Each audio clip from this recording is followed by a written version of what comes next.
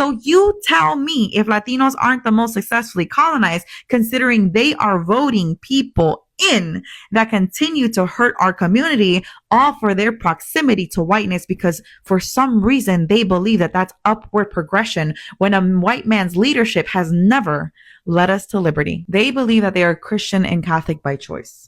And it's not by choice. It's by observational knowledge and colonization. The people around them were Christian and Catholic. They believe that their religion is the optimal religion and will not study other ones because that goes against their primary quote unquote belief. But it's not their belief. It was the colonizers' belief, because when the Spanish came with a Bible in one hand and a gun in another. And in order to successfully colonize a group, you need to do a couple of things. One, remove their language. They've made us believe that Spanish is our own tongue, which is why we mock people saying, tienes el nopal en la cara and you don't speak Spanish, not even knowing that that term is also derogatory to mean you look indigenous and you don't speak Spanish. The words of the oppressor. You and I also speak bastard Spanish, not authentic Spanish.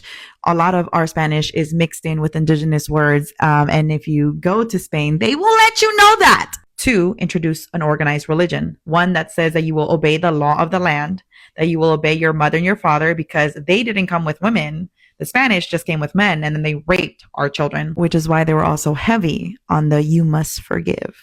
To further that, then you have to eradicate their beliefs and their spirituality. You also need to steal all their riches so they don't remember, as well as removing all of their hard work that they've done. We know the Mayans were leading in astronomy. So they burned books, they remove all the monuments that they had, and they stripped them away from everything that they knew. Then they create a caste system. One where they say that the lighter you are, the more intelligent, the more powerful you are. And they do this because they created a white Jesus, when we know the Bible says that Jesus had bronze skin and hair of wool. Last time I checked, white people don't have hair of wool. They don't. Black people do, though.